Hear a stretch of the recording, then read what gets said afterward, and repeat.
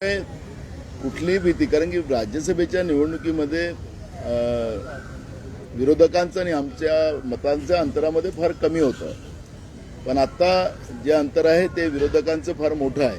जवळपास त्यांना 22 मतं लागतात आहेत. तेवढी मतं त्यांच्याजवळ होऊ शकत नाही. त्यांचा प्रयत्न आहे. मोठ्या प्रमाणात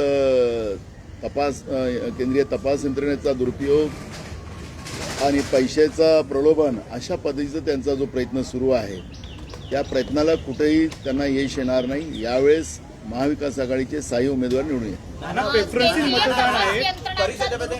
परिषदेमध्ये 10 उमेदवार आहेत, 10 जागा आहेत, तर उमेदवार 11 आहेत. तुम्हाला काय वाटतंय, विकेट कुणाची पडेल?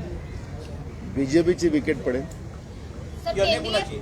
आता कोणाची पडेल? बीजेपीची पडेल. सर, केंद्रीय तपास यंत्रणांचा दुरुपयोग आणि पैशाचा वापर असा आरोप तुम्ही करताय. राज्यसभेच्या वेळी याचाच वापर करून भाजप जिंकले असं तुम्हाला म्हणायचं आहे का, आणि आता त्याचा वापर होतोय का?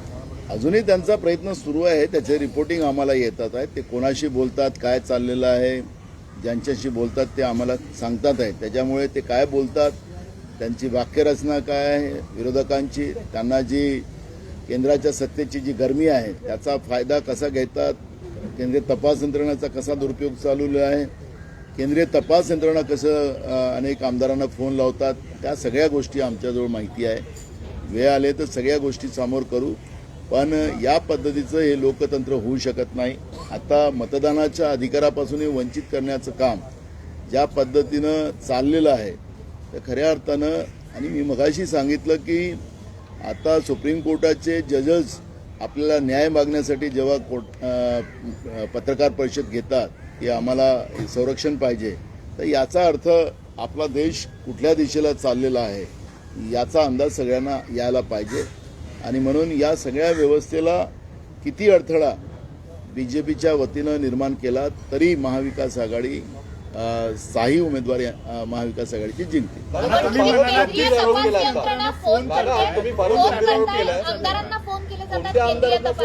ते आम्ही सांगितलं, मी मगाशी सुरुवातीला सांगितलं की योग्य वेळेवर योग्य गोष्टी आम्ही सगळ्या मांडू. पण केंद्रीय तपास यंत्रणांचा हस्तक्षेप आहे का? मी तुम्हाला ते सांगितलं की केंद्रीय तपास यंत्रणा सुद्धा काही आमदारांना फोन करतात आहेत, आणि कसं फोन करतात त्याचं रेकॉर्डिंग आमच्याजवळ आहे. योग्य वेळेस आम्ही दाखवू. कोणत्या पक्षाच्या आमदारांना? महाविकास आघाडीच्या आमदारांना या पद्धतीचा दबाव तंत्र केला जातो आहे हे पण निदर्शनास आलेलं आहे. म्हणून मी तुम्हाला सांगितलं की या पद्धतीच्या आणि या दबावाला आता कोणी घाबरणार नाही. ईडी आता फ्लॉप झालेली आहे आणि त्या ईडीला आता कोणी घाबरत नाही अशी परिस्थिती. तुमच्या आमदारांना असे फोन केले जातात? महाविकास आघाडीच्या आमदारांना या पद्धतीचा दबाव वापरला जातोय हे आता स्पष्ट झालेलं आहे. नाना, राज्यसभेप्रमाणे विधान परिषदेची अपक्ष आमदारांचा भाव वधारलेला आहे. एकंदरीत तुमची रणनीती कशी असेल? आम्हाला एक बघा, मी तुम्हाला मगाशी सांगितलं की स्विस बँकेमध्ये 2 वर्षात 212% भारताच्या पैशाची वाढ झाली. आता पैसा कोणाजवळ असेल, ज्या पद्धतीनं खोटे आरोप करून 2014 मध्ये तर निवडणुका जिंकल्यात की स्विस बँकेमध्ये यांचे पैसे आहेत त्याचे पैसे आहेत अशा पद्धतीनं सांगून काँग्रेसला बदनाम करण्याचं काम त्या काळात झालं. तर स्विस बँकेमध्ये नेमके पैसे त्यावेळेसही कोणाचे होते आणि आताही कोणाचे आहे हे सिद्ध झालेलं आहे. आणि म्हणून आता देशातली जनता आणि आमचे आमदार महाविकास आघाडीचे यांना काही या सगळ्या गोष्टी कळत नाही असं भाग नाही. भारतीय जनता पार्टीचा खरा चेहरा आता जनतेच्या समोर आलेला आहे. आणि म्हणून मी तुम्हाला सांगतो की विधान परिषद तर ही निवडणूक तर महाविकास आघाडी जिंकेलच, पण आता पुढच्या सगळ्या निवडणुकीमध्ये सुद्धा आता बीजेपीचा पराजयाची सुरुवात झालेली आहे. अग्निपथ हा त्याच्यातला महत्त्वाचा भाग आहे. तरुणांमध्ये होणारा उद्रेक, हे तरुणांच्या भावना सुद्धा केंद्राच्या सरकारला कळत नाही. अन्नदात्याच्या कळल्याच नाही. शेतकरी विरोधीच भारतीय जनता पार्टी आहे, पण तरुणांच्याही भावना, त्यांच्याशी चेष्टा, देशाच्या सुरक्षेशी चेष्टा करण्याचं काम जे बीजेपी करते आहे त्याचे परिणाम आता त्यांना भोगावं लागतात. हिंदी में जानना चाहिए जिस तरह से एमएलसी चुनाव को लेकर बाकायदा सही पार्टियां ताकत लगा रही है, होटलों में शिफ्ट कर रही हैं. बीजेपी का दावा है कि इस बार राज्यसभा की जो कहानी है फिर दोहराया जाएगा, बम फूटेगा. इस बार कोई कहानी उनकी नहीं चलेगी. महाविकास आघाड़ी ने भी अपनी पूरी तैयारी कर ली है. जिस तरह से केंद्रीय तपास यंत्रणा का और पैसे का जो जिस तरह से प्रेशर बनाया जा रहा है वो इस बार नहीं चलेगा और इसमें इस बार महाविकास आघाड़ी के 6 उम्मीदवार चुन के आए।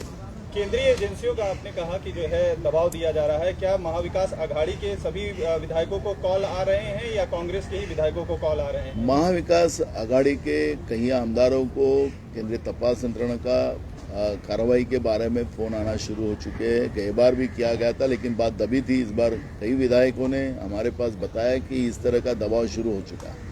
अब इस समय को हम सही समय में इस बात को हम सामने लाएंगे कि बीजेपी किस तरह से कितनी नीचे गिर सकती है, सत्ता के लिए क्या कर नहीं सकती, ये सब चीजें अब हम जनता के सामने लाएंगे, लेकिन सही समय में लाएंगे। ना जिस तरह से हम देख रहे हैं तीनों अलग अलग पार्टी जो महाविकास आघाड़ी की वो अलग अलग पार्टियां जो तीनों अपने विधायकों को अलग अलग होटल में रखें, क्या कहीं ना कहीं कोऑर्डिनेशन की कमी है या विश्वास की कमी है? कोई पार्टियों पर ही विश्वास नहीं है। कोई नहीं ना। ये देखो तीनों के उम्मीदवार खड़े हैं और तीनों के उम्मीदवार जो खड़े हैं तो उसके आधार पर सबने अपने अपने विधायकों को भी अपने अपने साथ रखा है और जब चुनाव होगा तब तीनों का वोटिंग जो है सभी 6 उम्मीदवार को साथ में गिरेगा। लेकिन इस तरह से देखा गया है कि कई बार जो कांग्रेस एनसीपी से समन्वय होता है, अब कांग्रेस और एनसीपी के नेता शिवसेना के जो समर्थक विधायक उनको कॉल कर रहे हैं, इस तरह की बात है तो क्या आपसी मतभेद है?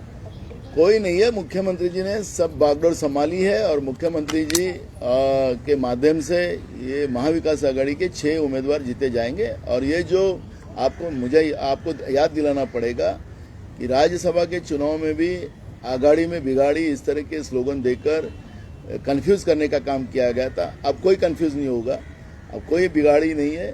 अब बिगाड़ी तो बीजेपी में होने वाली है, अब आने वाला समय बताएगा। दादा, शिवसेनेकडे 3 मतं एक्स्ट्रा, राष्ट्रवादीकडे 1 मत कमी आहे, काँग्रेसकडे मात्र तर खूपच मोठा खड्डा आहे आणि भाजपला जर का मागचं गणित जर का बघितलं तर 22च जागा पाहिजे. कसं काय तुम्ही कोणाला खेचणार हो, म्हणजे की कुठे कुठे घुसणार? आम्हाला 12 मतं लागतात आणि तुम्ही सांगितलं की भाजपला 22 लागतात. मग आता गड्डा कोणाचा जास्त आहे? तुमचाच प्रश्न, तुमचंच उत्तर. त्याच्यामुळे भाजपजवळ मोठा गड्डा आहे, तो कसा भरून काढणार त्याच्या प्रश्नाचं उत्तर त्यांनी द्यावं. आणि मी मगाशी सांगितलं की ज्या पद्धतीनं पैशाच्या भरोशावर आणि केंद्रीय तपास यंत्रणाच्या दबावाखाली त्यांना निवडणुका जिंकायच्या आहेत आणि चमत्कार करून दाखवू असं जे म्हणतात आहेत, स्वतः मुख्यमंत्री मोदींनी या निवडणुकीला आता सांभाळलेलं आहे आणि ही निवडणूक महाविकास आघाडी म्हणून लढली जाणार आणि या निवडणुकीमध्ये भाजपचा पराजय तय आहे. तुम्ही त्या बारामतीसाठी सुद्धा पैशांचा वापर राज्यसभा निवडणुकीमध्ये आम्हाला कुठल्याही सत्तेचा वापर करायची गरज नाही ना पैशाचा वापर करायची गरज नाही.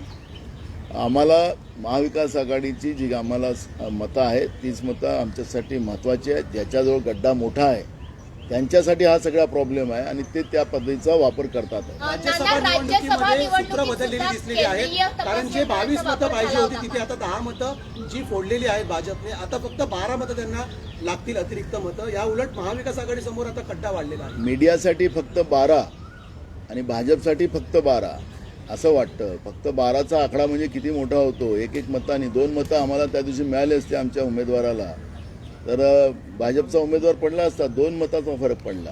म्हणजे सांगायचं तात्पर्य असं आहे की तुमच्यासाठी फक्त 12 आहेत आणि भाजपसाठी फक्त 12 आहेत. हे 12चा आकडा म्हणजे फार मोठा होतो, एवढं तुम्ही लोकांनी समजलं पाहिजे. आणि आमच्याजवळ जो कोटा आहे महाविकास आघाडी म्हणून आमच्याजवळ सफिशियंट कोटा आहे आणि आमचा विजय निश्चित आहे. प्रेफरन्सिंग मतदानावर सगळी खेळी खेळली जात होती, त्यामुळे आता प्रेफरन्सिंग मतांवर पण ही खेळी खेळली जाईल. त्यासाठी तुमच्याकडून वेगळी पावलं उचलली जाणार आहे? बिलकुल. आम्ही सांगितलं की महाविकास आघाडी म्हणून सगळी मतं सगळ्या उमेदवाराला दिली जाणार आहे आणि त्या पद्धतीची ही सगळी रणनीती आम्ही केली. तुम्ही मोठा आरोप करताय की केंद्रीय तपास यंत्रणांकडून फोन येत आहेत. राज्यसभेच्या निवडणुकीत सुद्धा असाच प्रयत्न मी तुम्हाला सांगितलं की आता हे जे पितळ आहे भाजपचं, जे कशी यंत्रणेचा दुरुपयोग करतात, ते पितळ आता उघड करायला आम्हाला सगळे पुरावे आमच्याजवळ आहे आणि योग्य वेळेस आम्ही ते पितळ उघड. राज्यसभेत असा प्रयत्न मी सांगितलं सगळी परिस्थिती आता तुम्हाला सांगितली की जे काही होतं आणि आता काही गोष्टी जेव्हा पुढे आल्यात तर ह्या सगळ्या तपास यंत्रणेचा कसा दुरुपयोग बीजेपी करताय हे आम्ही योग्य वेळेस तुमच्या समोर. राज्यसभा निवडणूक जर का बघितली तर निवडणूक आटोपल्यानंतर निवडणूक आयोगाकडे सगळ्या तक्रारींचं कवित्व झालं. जर तुमच्याकडे आत्ताच पुरावे आहेत तर मग आत्ताच तुम्ही उघडं का नाही पडत हे निवडणूक बघा, आयोगाला? निवडणूक आयोग जेव्हा सुप्रीम कोर्टच स्वतःला न्याय मागण्यासाठी मीडियाच्या समोर येते, तर निवडणूक आयोगाची काय परिस्थिती असेल त्याच्यापेक्षा दुसरं काय असेल. आणि म्हणून आम्ही जनतेच्या दरबारात जाऊ, या सगळ्या गोष्टी जनतेच्या दरबारात केव्हा मांडायच्या, योग्य वेळे मांडायच्या, ती भूमिका आमची आहे. आणि म्हणून तुम्हाला सांगितलं की योग्य वेळेस ही सगळी भूमिका मांडली जाईल. नाना, एक सवाल ये है कि जिस तरह से छोटी पार्टियां उनकी बड़ी भूमिका होती है, लास्ट टाइम एमआईएम ने आपको समर्थन दिया और सपा ने समर्थन किया, क्या इस बार भी एमआईएम के लोगों से बात हुई आपके साथ है? सभी हमारे जो भी सपोर्ट हमको किया है, जिन छोटे दलों ने और अपक्षों ने, सब हमारे साथ है और सभी से सब हमारे साथ है. और इसलिए हमने दावा किया है कि महाविकास आघाड़ी इस बार चुनाव जीतेगी. एमआईएम के लोगों से बात हो चुकी है? मैंने कहा ना, सब लोग हमसे जुड़े हुए जो लोग हैं वो सब हमारे साथ हैं. नाना, अपक्ष आमदार देखील आज हॉटेलमध्ये येणार आहेत का तुमच्या बरोबर? चुनाव में एक बहुत बड़ा उन्होंने रोल जो है प्ले किया था, आपके अगेंस्ट उन्होंने वोट दिया था. किसने? इस बार भी बहुजन विकास आघाड़ी, यस, भाई ठाकुर की पार्टी के 3 विधायक जो वोट थे आपके अगेंस्ट गए थे, क्योंकि उन्होंने बोला था कि बीजेपी हमारे लिए अछूत नहीं है. अभी भी उनका वही रुख है. बीजेपी के आला नेता उनसे मुलाकात कर रहे हैं. क्या कहेंगे, इस बार भी आपको उम्मीद है कि आपके पक्ष में वोट जाएगा कि आपके अगेंस्ट वोट जाएगा? देखो, 2 चीजें हैं. शिवसेना ने भी मुलाकात उनसे की है, कांग्रेस ने भी की है, बीजेपी ने भी की है, एनसीपी ने भी की है. सबने मुलाकात की है. अब वोट देना उनका काम है, वो डिसाइड वो करेंगे. तो इस बार उनका मानसिकता क्या है वो आज से कैसे बता सकते हैं आप. तो मेरा ये कहना है कि हमने जब कहा है कि जो हमारे से जो इंटेंगल लोग जो थे, सब लोग हमारे को इस बार हमारे साथ खड़े होंगे और महाविकास आघाड़ी को वोट करेंगे. मैं किसी दल का नाम नहीं ले रहा हूँ. जितने भी हमारे साथ इंटेंगल है वो सब लोग हमें वोट. शिवसेना इस बात से नाराज है कि उनके अपक्ष जो उम्मीदवार सपोर्ट करने वाले विधायक थे, उनसे कांग्रेस और एनसीपी के जो नेता हैं वो संपर्क करके वो उसमें तोड़फोड़ करने की मैंने कोशिश जब करी, से तो नाराजगी भी जताई है मैं उन्होंने. जब से आपको एक सवाल का जवाब दे रहा हूं कि माननीय मुख्यमंत्री जी ने खुद अब ये चुनाव की बागडोर हाथ में ली है. और इसलिए ये जो जिस तरह से अफवाहें फैलाई जाती है वो अफवाहें अब क्लोज हो चुकी है. और मुख्यमंत्री जी महाविकास आघाड़ी के मुखिया करके ये चुनाव लड़ रहे हैं. सर, वारंवार म्हटलं जातं की महाविकास आघाडीचे नेते आमच्या संपर्कात आहे असं भाजप म्हणते, तर भाजपचे काही आमदार तुमच्या संपर्कात आहेत? आम्हाला त्यांच्यासारखं खोटं काही बोलता येत नाही. आणि जेव्हा करायचं असेल तर ते सांगून आम्ही करत नाही. त्याच्यामुळे त्यांच्यासारखं आम्हाला ढकोसलेबाजी करता येत नाही भाजपसारखे. त्यामुळे संपर्कात आहेत की नाही ते वेळेवर सांगू आम्ही, ज्या दिवशी मतदान होईल त्या दिवशी. नाही, मग तुम्ही सांगितलं ना, संपर्कात आहे की नाही? आम्ही सांगितलं उत्तर. असं आम्हाला असं गेम फेकता येत नाही ना. आम्ही करून दाखवतो, असं बोलून दाखवायची गरज नाही. ओके.